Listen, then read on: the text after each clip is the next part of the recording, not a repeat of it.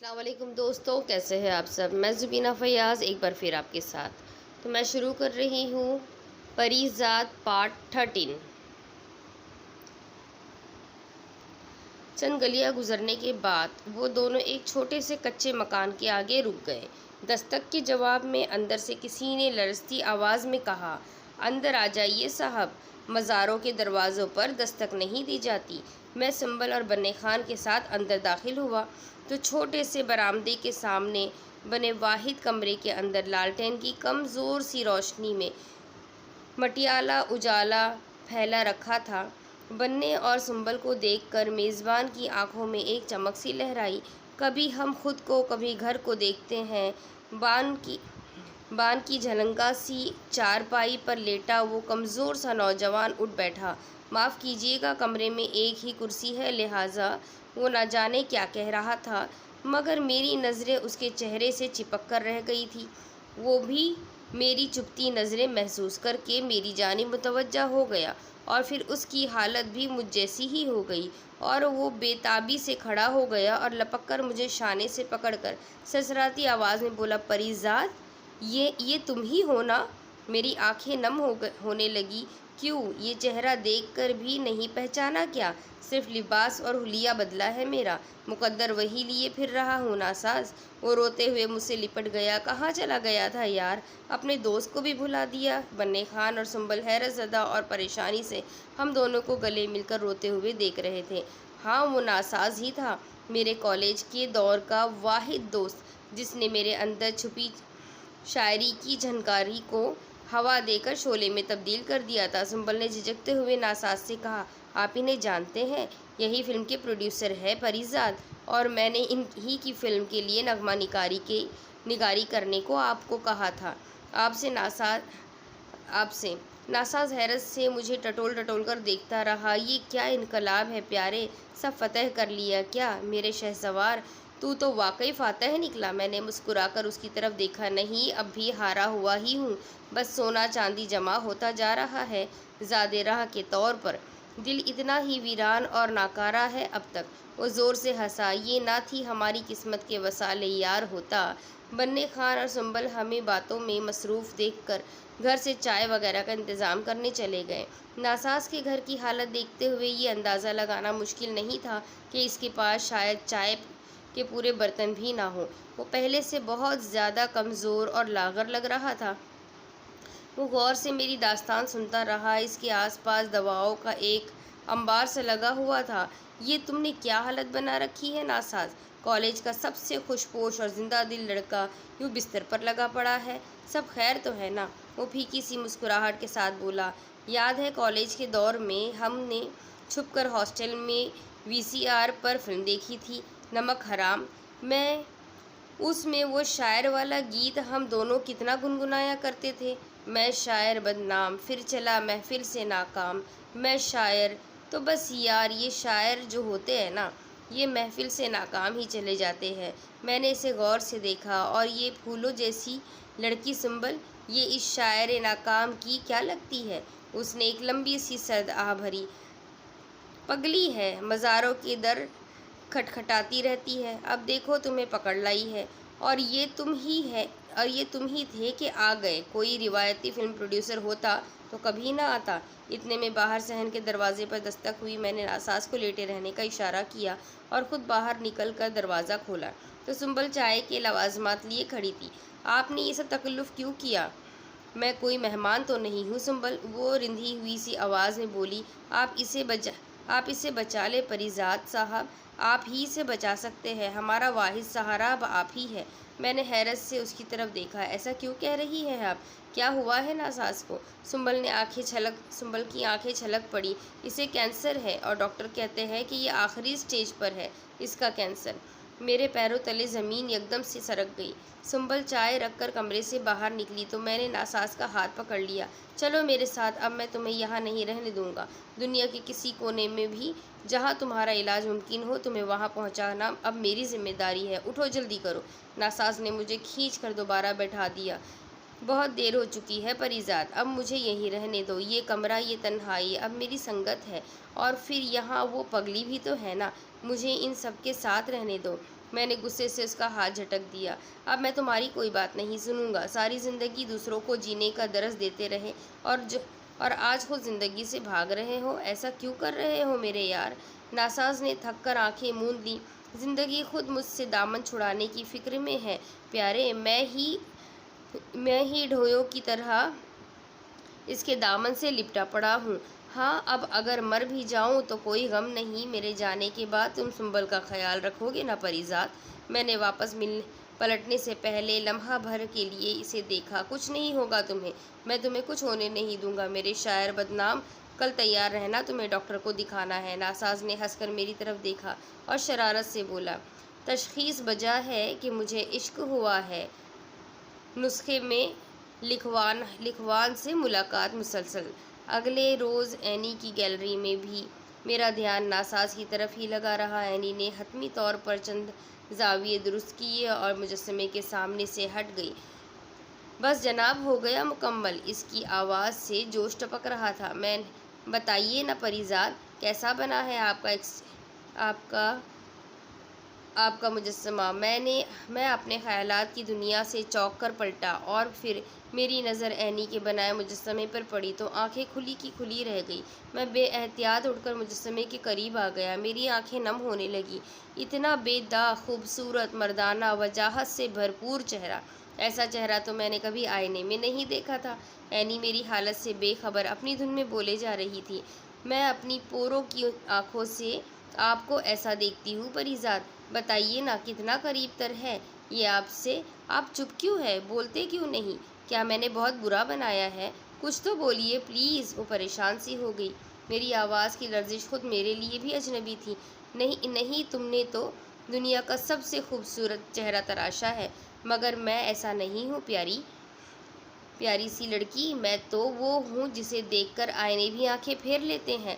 سرسراتی ہوائیں گھبرا کر تھم جاتی ہے، سورج مدھم پڑ جاتا ہے اور چاند کی چاندنی تپتی کرنیں برسانے لگتی ہے۔ وہ تڑپ کر میرے قریب آ گئی۔ ایسا کیوں کہتے ہیں آپ؟ میری انگلیوں کی پوریں کبھی جھوٹ نہیں بولتی۔ یہ میرے من کی تصویر مٹی کے قالب میں ڈھالتی ہوں۔ میں اپنے من کی تصویر مٹی کے قالب میں ڈھالتی ہیں۔ سچ بتائیے، اس چہرے کے خد و خال آپ کے چہرے جیسے نہیں ہے کیا؟ میری آواز بھر آئی۔ ہاں، بلا شبہ خد و خال، نقوش، آنکھیں سب میرے چہرے سے مشابہ ہے، مگر جو نور، حسن، وجاہت تمہاری پاکیزہ انگلیوں کی کاریگری نے اس مجسمے میں منتقل کر دی ہے، میرے پاس ایسی کوئی روشنی، کوئی حسن نہیں۔ وہ رو پڑی۔ کاش میں اسے یہ بات سمجھا سکتا کہ دنیا اس کے کومل من کی آنکھوں سے نہیں دیکھتی۔ دنیا بڑی ظاہر پرست ہے۔ وہ جاننا چاہتی تھی کہ آج میں اتنا اداس کیوں ہوں۔ میں نے اسے اپنی اور ناساز کی دوستی کے بارے میں بتایا اور یہ بھی بتایا کہ وہ کس خطرناک بیماری میں مبتلا ہے۔ اینی نے ناساز سے ملنے کی خواہش ظاہر کی اور میں شام ڈھلے اس کے گھر سے واپسی پر اسے بھی اپنے ساتھ ناساز کے گھر لے آیا۔ ناساز نے اینی کو میرے ساتھ دیکھا تو حسب عادت مصرعہ اس کے ہونٹوں سے پھسل گیا۔ سنا ہے لوگ اسے آنکھ بھر کے دیکھتے ہیں۔ میں نے ان دونوں کا تعارف کروایا۔ ناساز نے شرارت سے میری طرف دیکھا۔ سو اس کے شہر میں کچھ دن ٹھہر کے دیکھتے ہیں؟ میں نے اسے گھور کر دیکھا۔ باز آ جاؤ اینی، تم ہی اسے سمجھاؤ اپنی ضد چھوڑ کر ہمارے ساتھ چلے۔ دنیا کی کوئی بھی بیماری لا علاج نہیں ہوتی، کوشش کرنا تو ہمارا فرض ہے۔ اینی اور ناساز بہت دیر تک باتیں کرتے رہے۔ ناساز نے فلم کے لیے لکھے اپنے نغمے اینی کو سنائے۔ کچھ دیر بعد سنبل بھی آ گئی اور حسب معمول دو لڑکیوں کے اکٹھے ہوتے ہی باقی ساری باتیں پس منظر چلی جاتی ہے۔ وہ دونوں ایک دوسرے میں ایسی گم ہوئی کہ باقی سب بھول گئی۔ کہتے ہیں دو لڑکیاں جب پہلی بار ملتی ہیں تو عموماً 2.5-3 گھنٹے تک بات کرنے کے بعد پھر ان کا پہلا سوال ہوتا ہے کہ تو ویسے تمہارا نام کیا ہے؟ وہ دونوں بھی برآمدے میں بیٹھی شاید ایک دوسرے سے یہی سوال کر رہی تھی۔ ناساز سرک کر میرے قریب آ گیا۔ تم تو بڑے چھپے رستم نکلے پری زاد پیارے۔ ایسی پری ساتھ لیے پھرتے ہو کہ جس کی پہلی جھلک ہی دھڑکنیں روک دے، اور پھر بھی کہتے ہو کہ دل ابھی ویران ہے۔ میں نے دکھ سے باہر بیٹھی اینی کی طرف دیکھا۔ وہ دیکھ نہیں سکتی اس لیے میرے ساتھ ہے، ورنہ دوسروں کی طرح یہ رشتہ بھی تضحیک یا ہمدردی کے قالب میں ڈھل جاتا۔ کبھی کبھی تو مجھے لگتا ہے کہ میں خود اسے دھوکہ دے رہا ہوں۔ اس کے ساتھ چل کر میں نہ صرف خود کو بلکہ اس معصوم انجان لڑکی کو بھی لوگوں کے مذاق کا باعث بنا رہا ہوں۔ ناساز میری بات سن کر خاموش سا ہو گیا۔ میں باقی ساری دنیا کی طرح یہ کہہ کر تمہارے زخموں پر نمک نہیں چھڑکوں گا کہ دولت ہر مرض کا علاج ہے، لیکن تمہیں ایک مشورہ ضرور دوں گا کہ اگر تم اپنے اندر کی اس آواز کو دبا نہیں سکتے تو پھر اپنا چہرہ بدل ڈالو۔ آخر کب تک خود کو اس اندیکھے عذاب کی بھٹی میں جھونکتے رہو گے؟ میں نے چونک کر ناساز کی جانب دیکھا۔ کیا مطلب؟ مطلب یہ کہ آج کل کیا ممکن نہیں، صرف جیب میں دمڑی ہونی چاہیے، جو ماشاءاللہ اب تمہارے پاس بہت ہے۔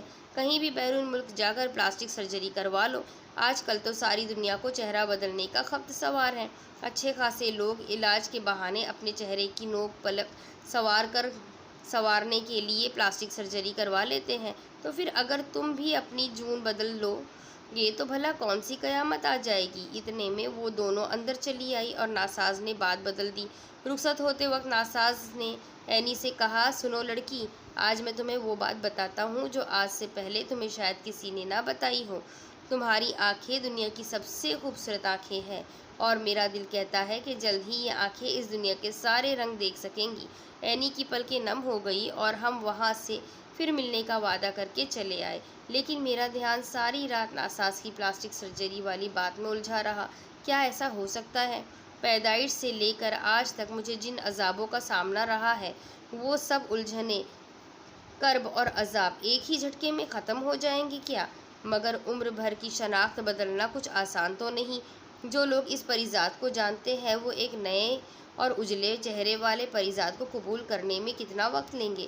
ساری رات نہ جانے ایسے کتنے بے سر و پا خیالات میرے خالی دماغ میں کھنکھناتے رہے۔ جانے کب صبح ہوئی اور کب سورج نے میری کھڑکی کے شیشوں سے جھانک کر دھوپ کا سلام بھیجا۔ دفتر پہنچا تو کمالی میرے ہی انتظار میں بیٹھا تھا۔ اس نے چھوٹتے ہی شکوہ کیا، یہ کیا سر جی، آپ نے اتنی بڑی فلم شروع کر دی اور مجھے خبر بھی نہیں ہونے دی۔ کمالی کے ہاتھ میں صبح کا اخبار دیکھ کر میں نے ایک گہری سانس لی تو یہ خبر چھپ گئی۔ یہ اخبار والے ہی جانے اتنی جلدی کیسے اڑتی چڑیا کے پر گن لیتے ہیں، ابھی تو صرف منصوبہ ہی بنا تھا۔ کمالی نے جوش میں اندرونی صفحہ کھولا۔ شہ پارہ بیگم کا پورا انٹرویو چھپا ہے سر، ساری فلم انڈسٹری ہلا کر رکھ دی ہے آپ نے۔ کبھی مجھے بھی بہت شوق تھا فلموں میں کام کرنے کا، مگر اب تو فلم دیکھنے کی مہلت بھی نہیں ملتی۔ میں کسی اور خیال میں گم بیٹھا تھا۔ کمالی اپنی دھن میں بولے گیا، اس دن آپ نے مجھ سے پوچھا تھا نا سر کہ شادی کے اتنے سال بعد بچوں اور گھر بار کے مسائل کے ہجوم میں ہماری محبت کہاں کھو جاتی ہے؟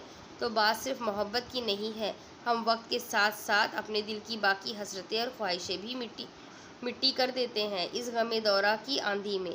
اب یہی فلم ایکٹر بننے والی خواہش ہی لے لیں، میری کاش میں شادی کے چکر میں آرزو کا گلا نہ گھونٹتا۔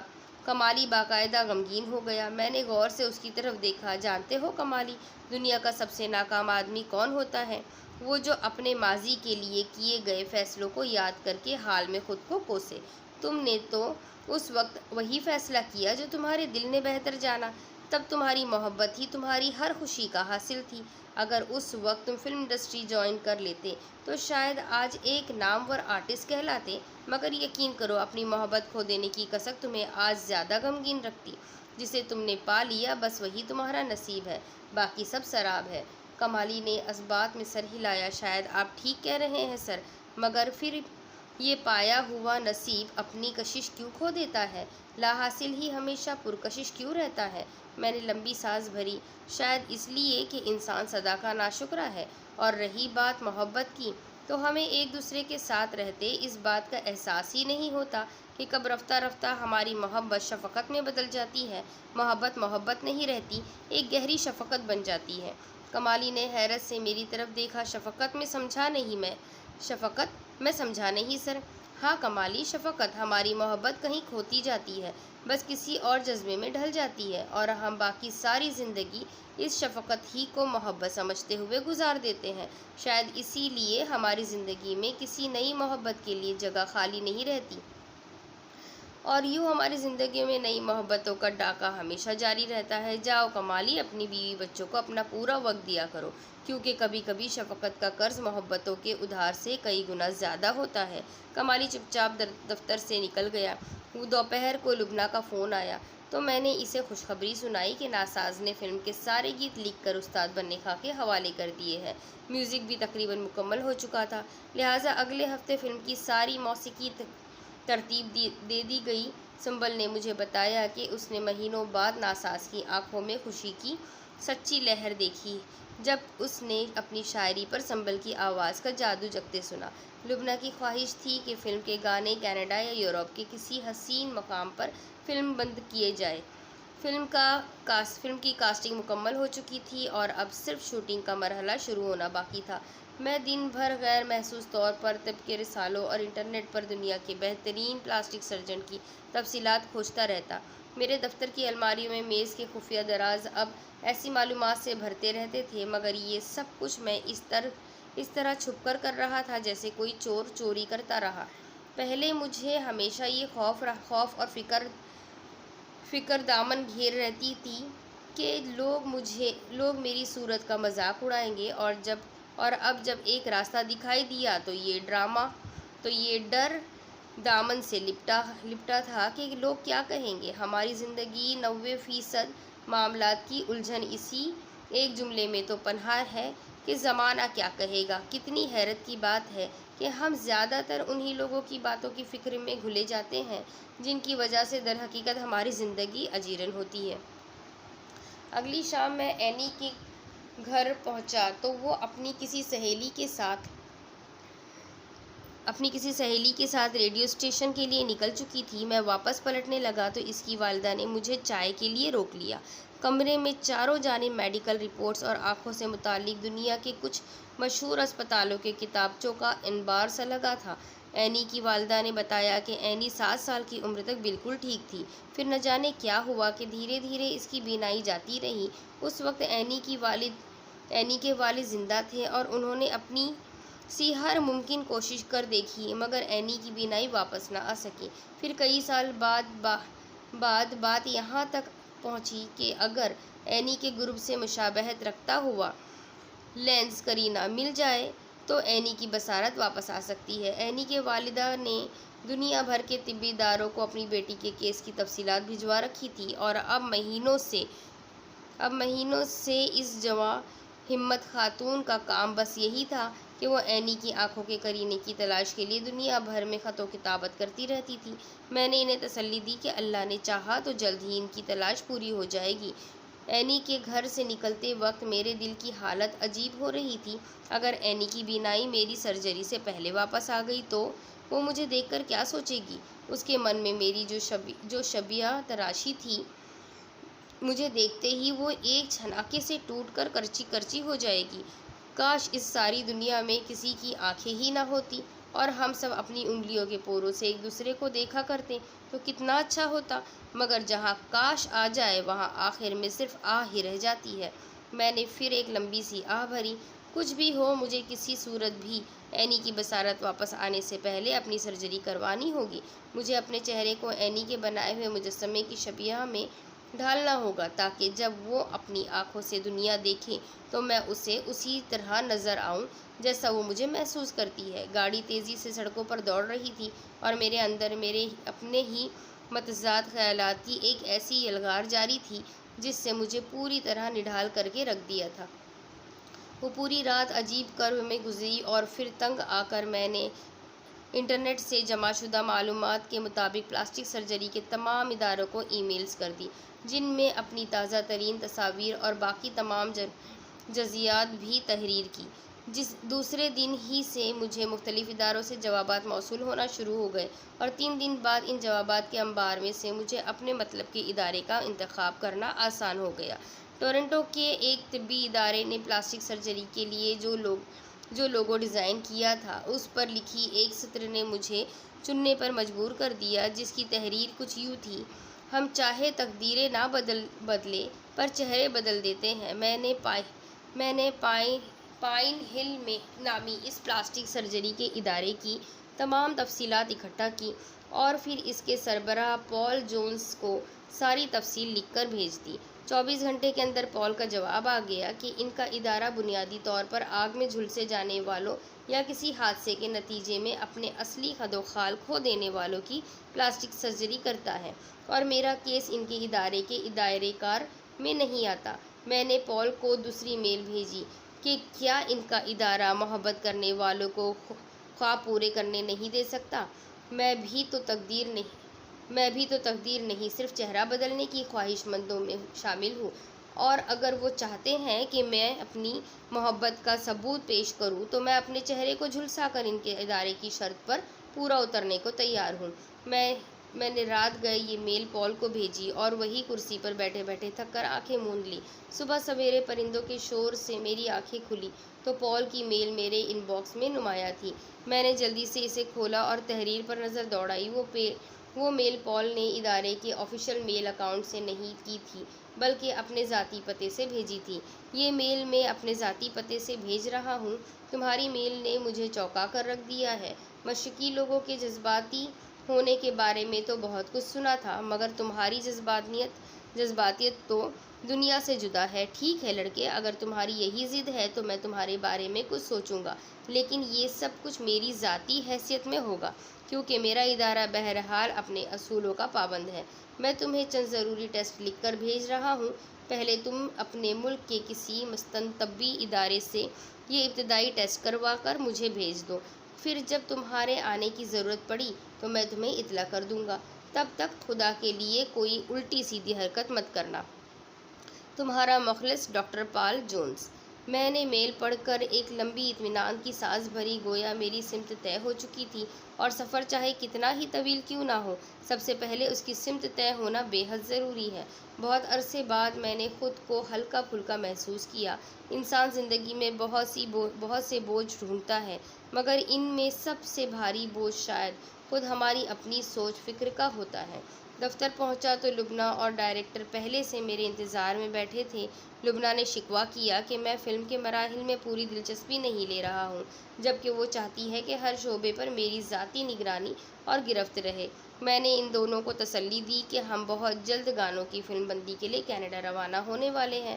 دونوں کے چہرے کھل اٹھے۔ میں نے سوچ لیا تھا کہ میں یہاں سب کو فلم کے گانوں کی فلم بندی کا بتا کر یونٹ کے ساتھ کینیڈا چلا جاؤں گا، جہاں 3-4 مہینے علاج کے لیے رکنے کا کوئی دوسرا بہانہ ڈھونڈنا ہوگا۔ شاید 6 ماہ بھی لگ جائے، مگر مجھے کسی طور یہ معرکہ سر کرنا ہی تھا۔ اس وقت میں چاہتے ہوئے بھی سرجری کے بعد کے حالات پر کوئی سوچ بچار نہیں کرنا چاہتا تھا۔ ہم انسان بہت کوتاہ نظر اور نظربین ہوتے ہیں۔ جن فیصلوں میں ہمارے دل کی مرضی شامل ہوتی ہے، ان کے اثرات سے نظریں چرانے میں ذرہ برابر بھی تامل نہیں کرتے۔ میں نے بھی سوچ لیا تھا کہ ایک بار اپنی مرضی کی سرجری کروا لوں، بعد کی بعد میں دیکھی جائے گی۔ میں نے ایک دور دراز کے بڑے اسپتال سے ڈاکٹر پال کے بتائے ہوئے طبی تجزیے بھی کروا لیے تھے، اور اب مجھے ان رپورٹس کے آنے کا شدت سے انتظار تھا۔ مجسمہ بن جانے کے بعد اینی کے گھر جانے کا کوئی خاص بہانہ نہ ہونے کے باوجود میں ہفتے میں ایک آدھ چکر اس کے گھر ضرور لگا لیتا تھا۔ کچھ گلیاں اور کوچے اپنی سمت بلانے کے بہانے خود تراش لیتی ہیں۔ جانے وہ منموہنی سی لڑکی کس طرح چند دنوں ہی میں میرے دل کے ہر خانے پر اپنا قبضہ جما بیٹھی تھی۔ حالانکہ میں نے تو اس دل کی کواڑ سدا کے لیے بند کر کے چابی کسی دریا میں پھینک دی تھی، یا پھر شاید مجھ جیسوں کے دل ہمیشہ کے مخلص اور مہربان ساتھی کی دستک ہی کا انتظار کرتے رہتے ہیں۔ شام کو دفتر سے اٹھتے وقت اچانک فون پر سنبل کی گھبرائی ہوئی آواز سنائی دی، آپ جلدی سے شوکت خانم اسپتال پہنچیں، آپ کے دوست کی طبیعت بگڑ گئی ہے۔ میں سب چھوڑ چھاڑ کر کبیر کے ساتھ اسپتال کی طرف بھاگا۔ راہداری میں کمرے کی طرف جاتے ہوئے میرے قدموں سے جان نکلتی جا رہی تھی۔ ناساز کا رنگ سرسوں کی طرح پیلا پڑ چکا تھا۔ اس نے آہٹ پر آنکھیں کھولی اور مجھے دیکھ کر خشک سوکھے پتے جیسے ہونٹوں سے بمشکل مسکرایا۔ رستہ روک رہی ہے، تھوڑی جان ہے باقی، جانے ٹوٹے دل میں کیا ارمان ہے باقی، جانے بھی دے اے دل سب کو میرا سلام، میں چلا میں شاعر بدنام، میں چلا محفل سے ناکام، میں چلا میں نے لپک کر اس کا ہاتھ تھام لیا۔ کہیں نہیں جا رہے ہو تم، سنا تم نے؟ میں اس شاعر کو کہیں نہیں جانے دوں گا۔ اس کے سرہانے کھڑی سنبل اور استاد بننے کی آنکھوں سے آنسو ٹپک رہے تھے۔ وہ بمشکل آنکھیں کھول کر بولا، دیکھا پریزاد پیارے، یہ تو واقعی اسی فلم کا سین بن گیا یار۔ لگتا ہے جیسے میری کہانی ڈائریکٹر نے 30-40 سال پہلے فلما دی تھی۔ مگر یار میں بہت تکلیف میں ہوں، یہ جان تو نکلتے نکلتے جان نکال دیتی ہے۔ میں نے اس کے ہونٹوں پر ہاتھ رکھ دیا۔ چپ ہو جاؤ، خود کو نڈھال مت کرو۔ نہیں پیارے، بولنے دو مجھے، بس آخری تھکن ہے، اس کے بعد تو آرام ہی آرام۔ ناساز نے سنبل کی طرف دیکھا۔ یہ کہانی بھی ادھوری رہ گئی پریزاد۔ میرے جانے کے بعد ان باپ بیٹی کا پورا خیال رکھنا، اور جب تمہاری فلم ریلیز ہو تو اس کے ٹائٹل میں میرا نام ناساز بولتے بولتے اچانک خاموش ہو گیا۔ میں نے گھبرا کر اس کا چہرہ تھپتھپایا۔ ناساز چپ کیوں ہو گئے؟ بولتے کیوں نہیں؟ تم ہم سب کو اتنا بڑا دھوکہ دے کر کیسے جا سکتے ہو؟ بولو بے وفا غدار باز، کچھ تو بولو، بات کرو۔ میری چیخیں سارے اسپتال میں گونج رہی تھی۔ استاد بننے نے اسپتال کے عملے کی مدد سے مجھے ناساز کے بے جان جسم سے دور کر دیا۔ میں چیختا چلاتا رہ گیا۔ استاد بننے نے دبوچ کر مجھے گلے لگا لیا۔ چپ ہو جاؤ، چپ ہو جاؤ، ناساز اب کبھی نہیں بولے گا، وہ مر چکا ہے، چپ ہو جاؤ۔ ناساز کے جانے کے بعد میرا دل ہی اٹھ گیا، کسی کام میں من نہیں لگ رہا تھا میرا، بس سارا دن اپنے کمرے میں بیٹھا رہتا۔ ناساز کا چہرہ آنکھوں کے سامنے سے ہٹتا ہی نہیں تھا۔ کچھ لوگ اپنی تقدیر میں صرف درد ہی لکھوا کر لاتے ہیں۔ سکھ کی سیاہی شاید ان کی باری آنے سے پہلے ہی خشک ہو جاتی ہے۔ اور پھر ایسی ہی ایک اداس شام جب میں اپنے اندھیرے کمرے میں بیٹھا قسمت کے اس ہیر پھیر سے متعلق ہی سوچ رہا تھا تو عینی آ گئی۔ کیوں سزا دے رہے ہیں خود کو آپ؟ ہم میں سے کوئی بھی ناساز کے لیے کچھ نہیں کر سکتا تھا۔ اس کا جانا طے تھا، سو وہ چلا گیا، مگر ہم سب ابھی یہیں ہیں، ہماری خاطر ہی صحیح خود کو سنبھالے۔ میں نے اپنی نم آنکھیں رگڑ ڈالی۔ اگر سب کا جانا طے ہی ہے تو پھر ہم سب ایک ساتھ ہی کیوں نہیں چلے جاتے؟ یہ باریاں کیوں لگا دی گئی ہے؟ عینی میرے قریب بیٹھ گئی۔ باریاں اس لیے لگائی گئی ہے کہ ہم جانے والوں کے بعد ان کے اپنوں کا دھیان رکھیں۔ آپ شاید بھول رہے ہیں کہ وہ سنبل اور استاد بننے خان کی ذمہ داری آپ پر ڈال گئے ہیں۔ کیا انہیں یوں ہی تنہا چھوڑ دیں گے پریزاد؟ کیا ستم ہے، کیا ہوا کہ سب رستے، سب دروازے بند کر دینے کے بعد زندگی ہمیں سانس لینے پر بھی مجبور کرتی ہے؟ کیونکہ جینا تو ہے، ہاں جینا تو پڑے گا۔ مزید ستم سہنے کے لیے، نئے گھاؤ جھیلنے کے لیے اگلے ایک ہفتے میں شہر کی ایک نئی بستی میں استاد بننے خان کے لیے ایک گھر کا انتظام کر دیا، جہاں وہ اپنی موسیقی کی اکیڈمی کی کلاسز بھی شروع کر سکتے تھے۔ کمالی نے اس سارے معاملات میں بہت پھرتی دکھائی اور 2 ہفتوں ہی میں میوزک اکیڈمی کا اشتہار بھی شہر کے بڑے اخباروں کے پہلے صفحے پر لگ گیا۔ مجھے یقین تھا کہ اب ان باپ بیٹی کو اپنی گزر بسر کے لیے کسی کے آگے سوال دراز کرنے کی ضرورت پیش نہیں آئے گی۔ میری اس عرصے میں خود سے خود کی ملاقات بہت کم ہو پائی تھی، مگر جیسے ہی زندگی میں کچھ ٹھہراؤ آیا اور میں نے جانے کتنے دن بعد آئینہ دیکھا تو مجھے ایک دم ہی ڈاکٹر پال کی یاد آ گئی۔ میں نے اپنی ای میل کھولی تو ڈاکٹر پال کی 3 میلز آ چکی تھی، جس میں اس نے میرے کروائے گئے طبی تجزیوں کے بارے میں پوچھا تھا۔ میں نے اگلی صبح ہی رپورٹ لے کر اسے میل کر دی۔ کمالی اس عرصے میں فلم یونٹ سے مسلسل رابطے میں تھا اور مجھے وقتاً فوقتاً پیش رفت سے آگاہ کرتا رہتا تھا۔ کینیڈا میں فلم بندی کے انتظامات بھی مکمل کر چکا تھا۔ میں نے سوچ لیا تھا کہ کینیڈا روانگی سے قبل عینی سے اپنے دل کی بات کہہ دوں گا۔ میں اس سے کہہ دوں گا کہ اب اس زندگی کے تپتے صحرا میں تنہا چلتے چلتے میرے پاؤں اتنے آبالا ہو چکے ہیں کہ میں خود میرے قدموں کے چھالے مجھے دکھائی نہیں دیتے، کہ انہیں اب کسی ہمسفر کے ساتھ کی چھاؤ درکار ہے۔ میں اس سے پوچھوں گا کہ کیا وہ میری عمر بھر کی ہمسفر بننا قبول کرے گی؟ کیا وہ مجھے اس اعزاز کے قابل سمجھتی ہے؟ کیا وہ میری تمام زندگی کی محرومیاں ختم کر کے مجھے اپنا سکتی ہے؟ میں نے راستے میں گاڑی رکوا کر پھول والے سے عینی کے لیے ایک گلدستہ بنوانے کا سوچا، لیکن پھر بہت دیر تک وہاں کھڑا پھولوں کا انتخاب کرتا رہا۔ دنیا کے سارے پھول پنکھڑیوں سے جڑ کر بنتے ہیں، مگر جب خود کسی پنکھڑی جیسی کو گلاب پیش کرنا ہو تو کوئی چناؤ کیسے کرے؟ ہر پھول اس کے سامنے پھیکا سا لگتا ہے، ہر رنگ اس کے آگے دھیما سا پڑ جاتا ہے۔ مجبوراً مجھے کچھ پھیکے رنگوں والے دھیرے دھیرے سے دمکتے پھولوں کے گلابوں پر ہی اکتفا کرنا پڑا۔ مت مقابل جب گلاب تر ہو تو پھولوں کو بھی ہار ماننا ہی پڑتا ہے۔ میں بہت دیر اس کے گھر کے دروازے پر کھڑا رہ کر اپنی الجھتی سانسیں درست کرتا رہا۔ ایسے لگ رہا تھا جیسے حسن کی عدالت میں میری پہلی پیشی ہے۔ دوسری گھنٹی کے جواب میں اندر سے قدموں کی آہٹ ابھری اور میں سنبھل کر کھڑا ہو گیا۔ گلدستے پر میری گرفت سخت ہو گئی اور پھر دروازہ کھلا تو میرا ہاتھ ہوا میں ہی بلند رہ گیا۔ اندر سے نکلنے والا نوجوان میرے لیے قطعی اجنبی تھا۔ جی فرمائیے، کس سے ملنا ہے آپ کو؟ میں اسے دیکھتا رہ گیا۔ لمبا قد، کھلتی رنگت، بکھرے سے بال، گہری سیاہ آنکھوں میں عجیب سی کشش آمیز چمک، وہ مردانہ وجاہت کا پیکر تھا۔ وہ خوبرو، با اعتماد اور مغرور سادہ سا لڑکا مجھے حیرت سے دیکھ رہا تھا۔ میرا گلدستے والا ہاتھ میکانیکی طور پر خود بخود پیچھے چلا گیا۔ میں نے گڑبڑا کر اس سے پوچھا، تم کون ہو؟ وہ لڑکا ہنس پڑا۔ لو، وہ بھی ہم سے پوچھتے ہیں جناب، ہم اپنا تعارف خود آپ ہیں۔ ڈاکٹر عدنان کہتے ہیں مجھے۔ یہ میری خالہ کا گھر ہے اور میں آج ہی یہاں نازل ہوا ہوں۔ اب آپ بتائیے کہ آپ کون ہیں؟ میں نے اپنے ڈولتے دل کو سنبھالا۔ میں اینی کا دوست ہوں، پریزاد نام ہے میرا۔ عدنان نے غور سے مجھے دوبارہ دیکھا اور پہلے لفظ کو کافی لمبا کرتا ہوا بولا، اچھا تو آپ ہے پریزاد، گریٹ۔ سر کھا لیا ہے اس پاگل لڑکی نے صبح سے آپ کا ذکر کر کے۔ سچ بتاؤں تو میں آپ سے جیلس ہو رہا تھا۔ میں نے گھبرا کر اس کی طرف دیکھا۔ وہ زور سے ہنس پڑا۔ برا مت مانیے گا، مذاق کی عادت ہے میری۔ اندر آئیے نا، باہر کیوں کھڑے ہیں؟ خالہ اور اینی اندر ہی ہے۔ میں چپ چاپ اس کھلنڈر سے لڑکے کے پیچھے اندر داخل ہو گیا، پھر ہاتھوں میں پکڑا گلدستہ نہ جانے کب میرے ہاتھ سے کمرے کے گلدان میں منتقل ہو گیا۔ کچھ دیر بعد اینی بھی آ گئی اور وہ بہت خوش نظر آ رہی تھی۔